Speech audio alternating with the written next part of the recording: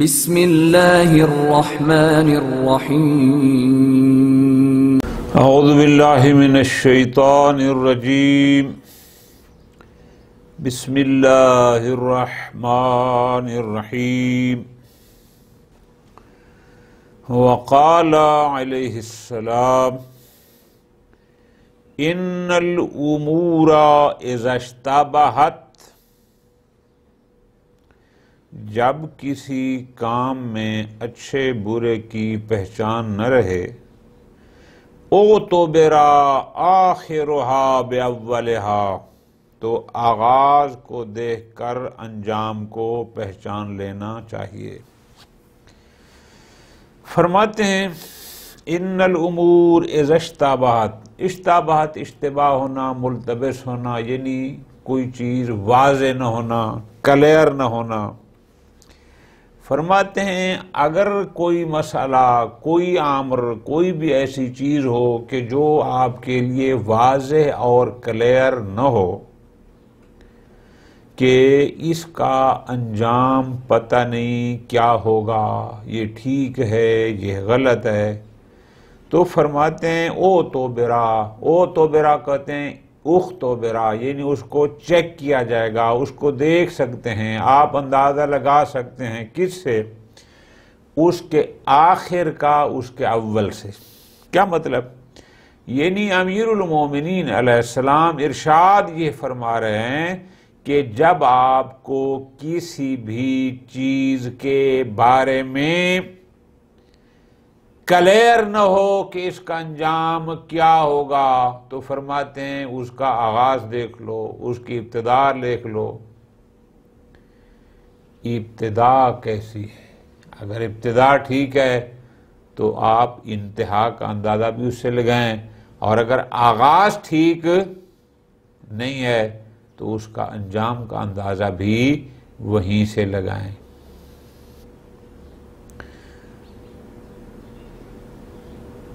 ہم بسا اوقات اپنے اس تدریسی دنیا میں دیکھتے ہیں کہ جس کی بچپن میں محنت کی عادت بن گئی وہ آگے کالج یونیورسٹی میں جا کر محنت کرتا ہے، جس کی ابتدائی عمر میں نماز کی عادت بن گئی اس کو جوانی میں بھی کوئی فرق نہیں پڑتا، جس کی ابتدا ہی شرافت مندانہ زندگی سے ہوئی اس کی انتہا، اس کی جوانی، اس کو کوئی فرق نہیں پڑتا،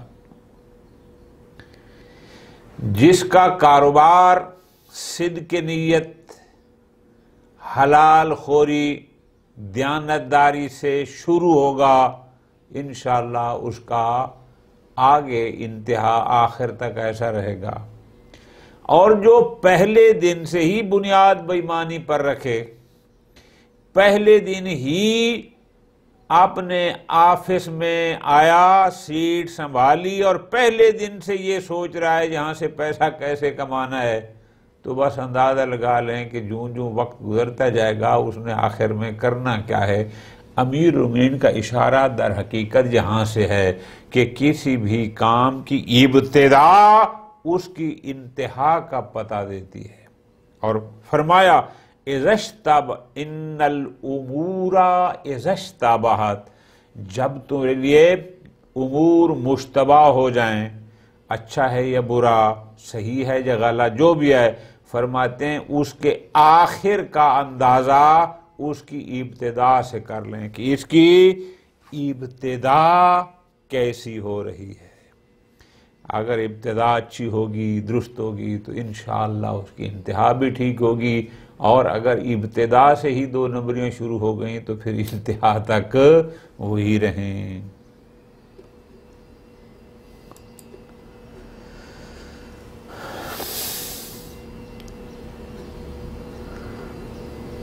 وقال علیہ السلام ومن خبر زرار ابن زمرہ الزبائی عند دخولہ علی معاویہ ومسألتہ لہ عن امیر المؤمنین۔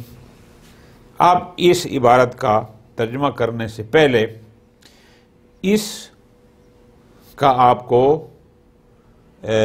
بتا دوں کہ یہ واقعہ کیا ہے۔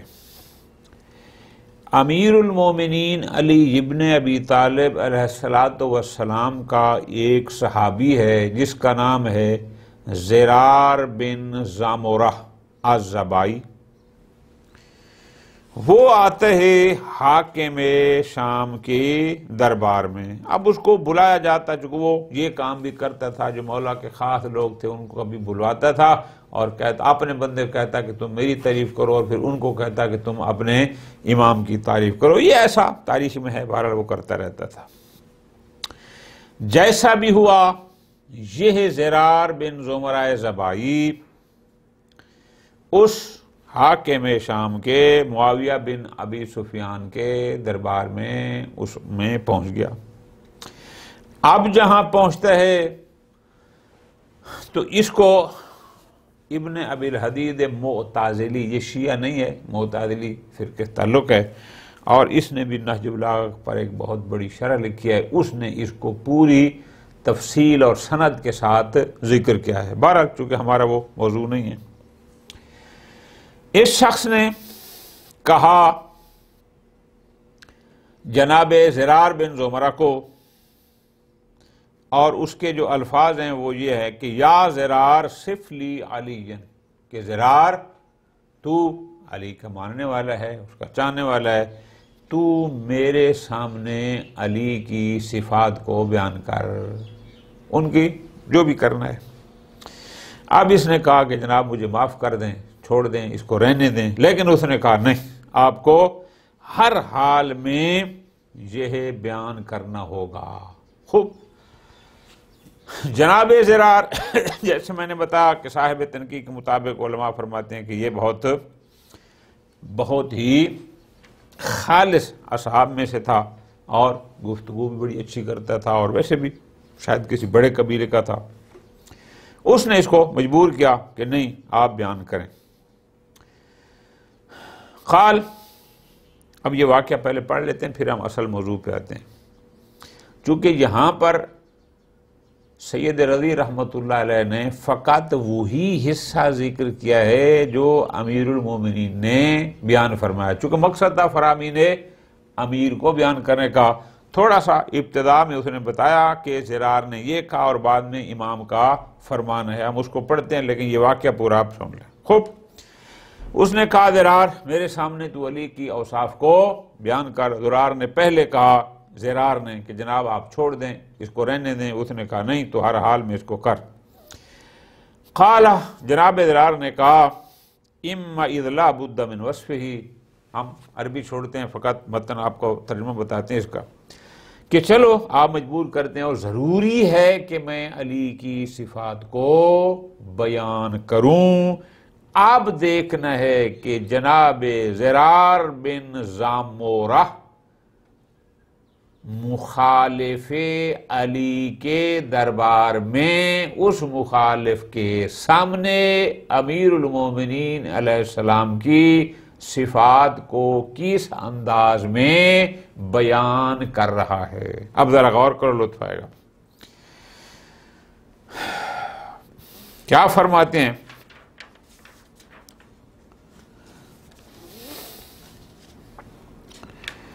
فرماتے ہیں واللہ بعید المدى شدید القوا، میں خالی ترجمہ کرتا جاتا ہوں کہ اللہ کی قسم بڑی ہمت والے تھے،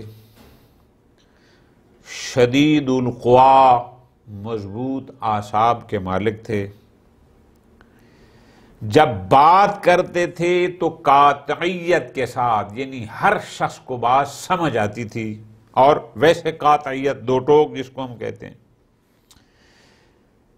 عدالت کے ساتھ حکومت کرتے تھے، یعنی ان کی حکومت عادل پر قائم تھی۔ اس کے بعد کہتا ہے کہ یتفجر العلم من جوانب، علی کی ہر طرف سے علم کے چشمے پھوٹ رہے ہوتے تھے۔ مراد کیا کہ ان کا ہر قول اور فعل بس علم ہی علم ہوتا تھا، علم کی، اور جو کچھ بولتے تھے وہ دانائی اور حکمت پر مشتمل ہوتا تھا۔ فرماتے ہیں اس دنیا اور دنیا کی چمک سے یستوحش، وہ خوف زدہ رہتے تھے، یعنی اس دنیا اور دنیا کی یہ جو چمک ہے، یہ حکومت ہے اور یہ جو ظاہری اس کی حالت ہے، اس سے دور رہتے تھے۔ یانس باللیل وحشتہا، علی ابن ابی طالب رات کی تاریکی سے محبت کرتے تھے، اونس کرتے تھے۔ اچھا جی، کان غریرۃ العبرہ، علی خوف خدا میں بہت زیادہ آنسو بہاتے تھے۔ اچھا، طویل الفکرہ، گہری سوچ کے مالک تھے۔ فرماتے ہیں علی عام سادہ مختصر لباس پسند کرتے تھے اور بے ذائقہ طعام کو پسند کرتے تھے۔ اگلا جملہ بہت مزیدار ہے۔ جناب زرار فرماتے ہیں کہ کان فینا کاحدنا، علی ہمارے درمیان ایسے بیٹھتے تھے جیسے ہم میں سے ہی ایک ہیں۔ کہاں علی اور کہاں ہم، لیکن وہ ہم میں ایسے بیٹھتے تھے جیسے بالکل ہی ہماری طرح ہیں۔ وہ حکومت کا روب، علم کا روب، وہ جو دنیاوی متکبرین علیحدہ بیٹھتے ہیں کہ میں حاکم ہوں اور یہ رعایا، نہ، جیسے فرماتے ہیں جب ہم کوئی سوال کرتے وہ جواب دیتے تھے، جب بھی ہم کچھ پوچھتے تو ہمیں اس کے بارے میں مکمل آگاہی دیتے تھے۔ نحن واللہ مع تقریبہ ایانا وقربہ منا، کہ وہ ہمیں ہمیشہ اپنے قریب کرتے تھے اور خود ہمارے قریب رہتے تھے، لیکن ان سب کے باوجود ان کا علم، امامت، روحانیت، جو کچھ بھی کہیں، اس کی ہیبت یہ تھی کہ ہم بلا وجہ بات نہیں کرتے تھے۔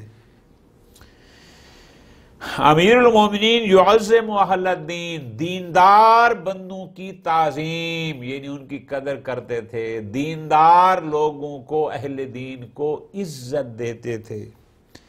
یقرب المساکین، مساکین جو مسکین ہوتے تھے، جو فقیر ہوتے تھے، ان کو اپنے قریب کرتے تھے۔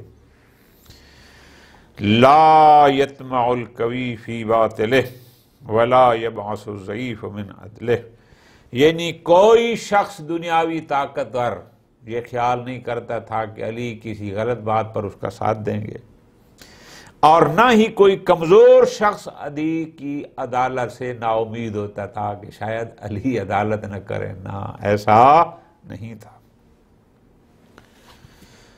یہ سارا واقعہ تھا۔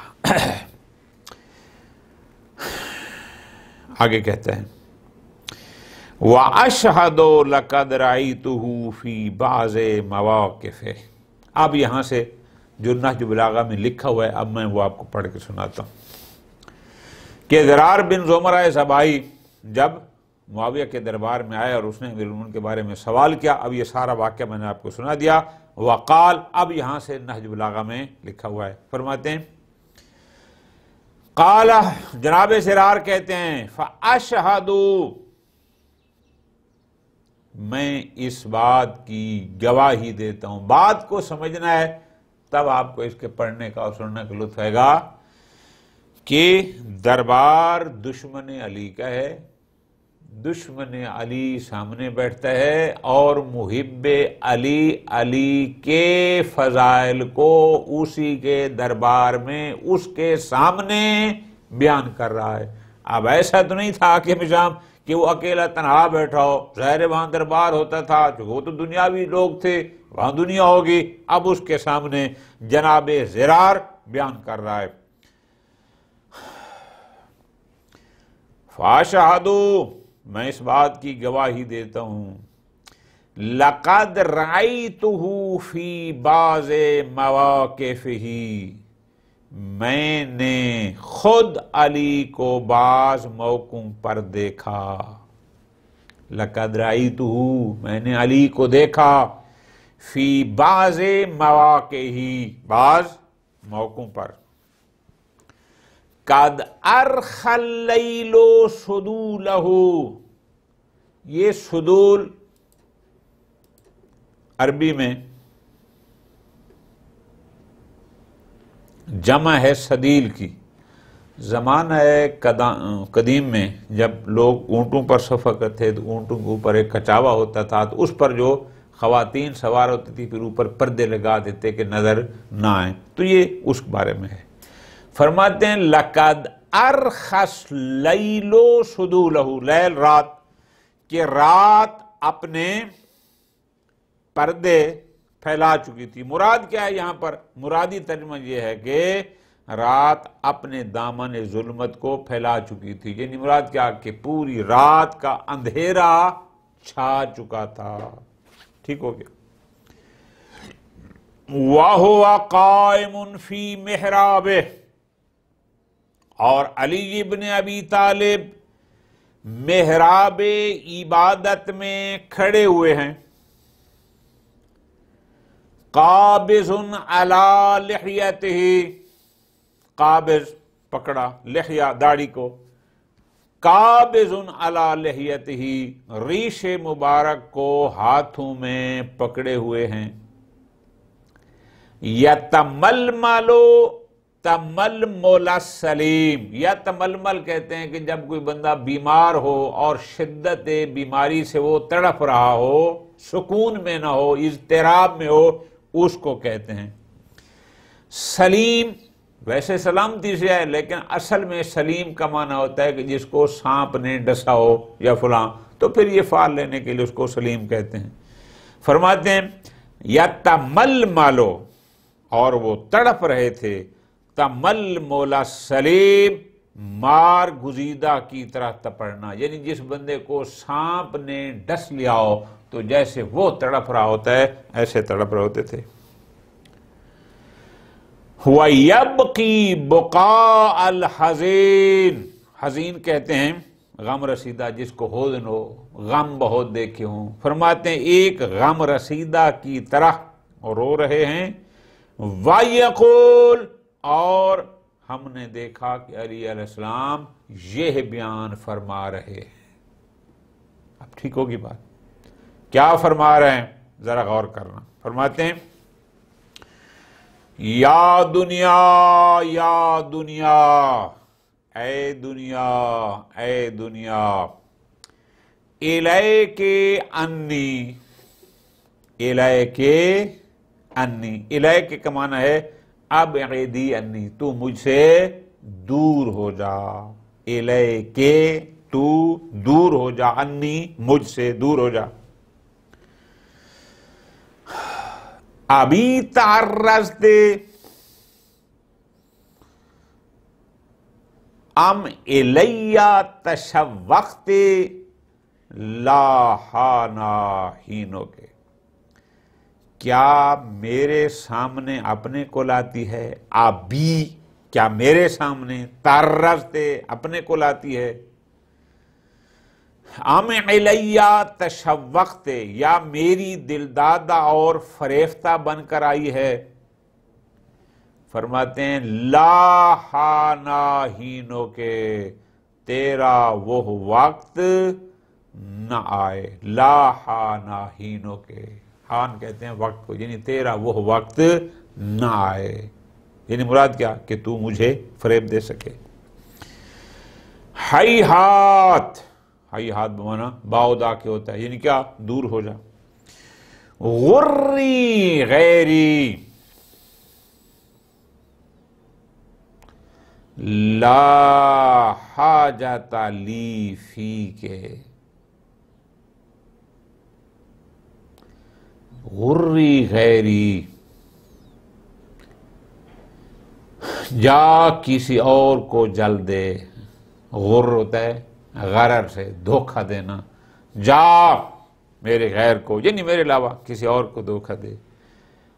لا حاجت لی فیک، علی کو تجھ میں کوئی خواہش نہیں ہے۔ قد طلقتک ثلاثا، میں تمہیں 3 طلاقیں دے چکا ہوں۔ یہ فقہ کا مسئلہ ہے کہ جس عورت کو 3 دفعہ طلاق ہو جائے پھر وہ دوبارہ اس میں طلاق دینے والا رجوع نہیں کر سکتا۔ قد طلقتک ثلاثا، میں تمہیں 3 طلاقیں دے چکا ہوں، میں تو 3 بار تمہیں طلاق دے چکا ہوں۔ لا رجعت فی، اس کے بعد رجوع کی گنجائش نہیں۔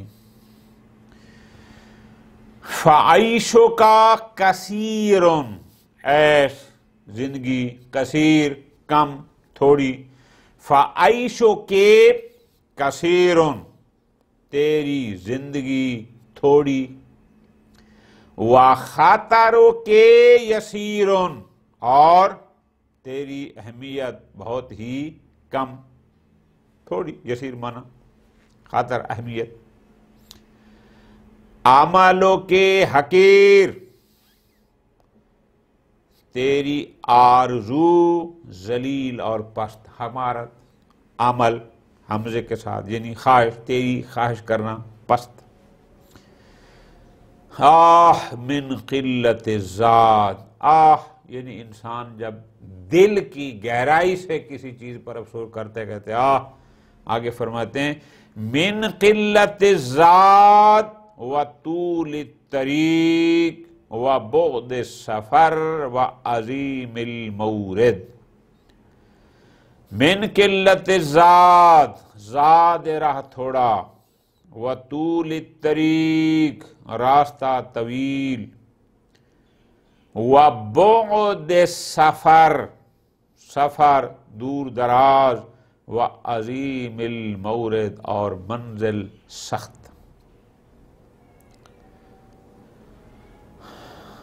آگے یہ بھی ہے فبقا معاویتو، یہاں نہیں ہے لیکن آگے حدیث جو پوری ہے اس میں یہ لکھا ہے کہ اس پر معاویہ امیر شام رونے لگ گیا، اور پھر کہہ دیتا ہے رحم اللہ ابا حسن کان واللہ کذالک، کہ اللہ رحمت فرمائے ابو الحسن پر، اللہ کی قسم وہ ایسے ہی تھے۔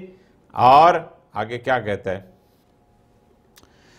فَكَيْفَ حُزْنُكَ یا زرار، زرار اچھا تو بتا، تو جو ان کا اتنا چاہنے والا ہے، علی کی شہادت کے بعد زرار تو بتا تجھے کتنا غم ہے۔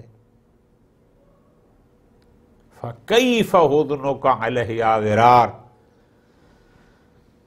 قال، زرار نے جواب میں کہا حزن من ذبح ولدها فی حجرها، کہ مجھے اتنا دکھ ہے جیسے کسی ماں کا بیٹا اس کی گود میں ذبح کر دیا جائے، قتل کر دیا جائے۔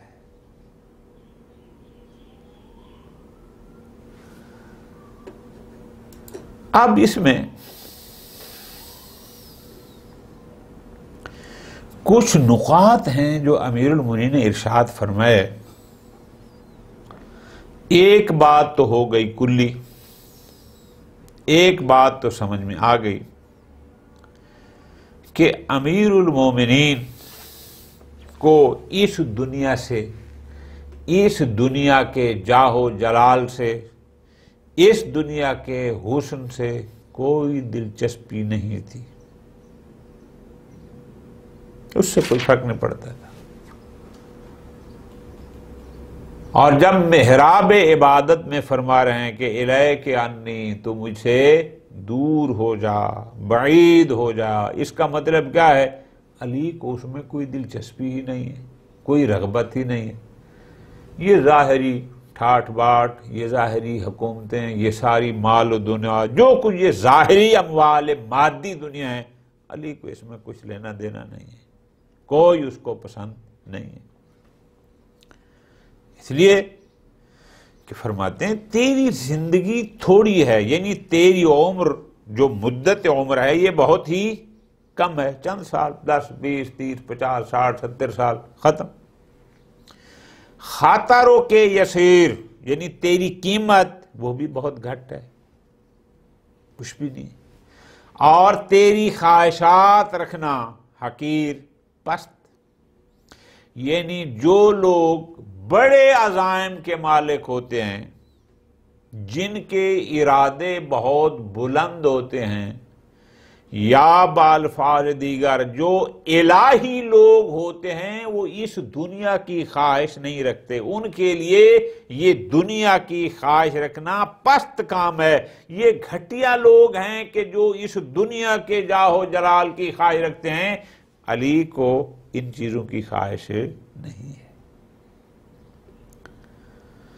اور پھر درس ہے ہمارے لیے، علی جس کے بارے میں پیغمبر اکرم صلی اللہ علیہ وآلہ وسلم واضح الفاظ میں فرما رہے ہیں کہ غربت علی یوم الخندق افضل من عبادت الثقلین، وہ علی کہہ رہے ہیں آہ من قلت ذات، کہ زاد راہ کم ہے۔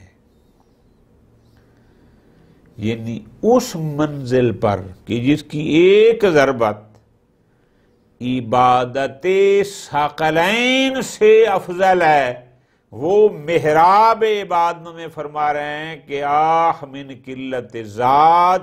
یہ ہے اصل ہمارے لیے درس کہ ہم نے اگر 4 دن کوئی نماز زیادہ پڑھ لی، کوئی 2-4 روزے زیادہ رکھ لی، کوئی تلاوت قرآن کر لی، کوئی 2-4 نیکیاں کر لیں، کوئی کار آئے خیر کر لیے، تو ہم سمجھتے ہیں کہ اب ہمارے جیسا اور کوئی نہیں، ہم بس اب پتہ نہیں کیا سے کیا ہو گئے ہیں۔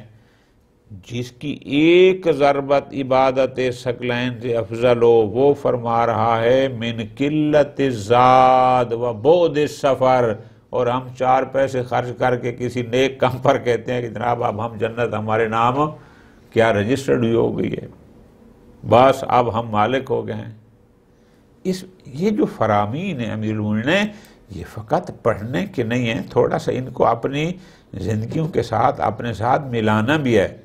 اور میں زیادہ لمبی بات نہیں، چونکہ ہمارا مزاج ہی نہیں ہے، صرف اتنی بات کہ وہ علی جس کو زبان رسالت سے یہ سند مل چکی ہے کہ تیری ایک ضربت عبادت ثقلین سے افضل ہے، اس کے باوجود بھی وہ محراب عبادت میں فرما رہے ہیں آہ من قلت الذات۔ اب دیکھنا ہے کہ ہمارے پلے کتنی نیکیاں ہیں۔ اول تو ہم سے قربتاً اللہ کام ہوتے بہت کم ہیں، اگر ہو جائے تو ریاکاری سے اس کو خراب کر بیٹھتے ہیں۔ فرض کرو کہ کام قربتاً اللہ ہم نے کر دیا، فرض کرو ریاکاری سے بھی بچ گیا، سب کچھ ہم نے کر دیا، لیکن وہ کتنے کام ہیں جو 100% اللہ کے لیے 100% محفوظ، اور اس کے مقابل میں ہماری غلط کاریاں کتنی ہیں، ان کا تھوڑا موازنہ کریں۔ اب یہ کسی کے بتانے کی ضرورت نہیں ہے، یہ اپنے سوچنے کی بات ہے، گھر بیٹھ کر مصلے پر رات کو بستر پر سوچنے کی بات ہے کہ جس کو سند مل چکی تھی زبان رسالت سے افضل من عبادت ثقلین، وہ بھی ایک ضربت، ایک فعل کی، ایک نیکی کی، وہ کہہ رہا ہے آہ من قلت ذات۔ اور ہم لوگ کہ ہماری خرابیوں کی فہرست بہت لمبی ہے اور نیکیاں ان کے مقابل میں نہ ہونے کے برابر ہیں، اگر وہ فرما رہا ہے آہ من قلت ذات، تو ہمیں کیا کہنا ہوگا، ہمیں کیا کرنا ہوگا؟ یہ دعوت فکر ہے۔ اللہ تبارک و تعالی ہمیں کلام امیر المومنین کو سمجھنے اور اس پر عمل کرنے کی توفیق عطا فرمائے۔ وصلی اللہ علی محمد وآل محمد۔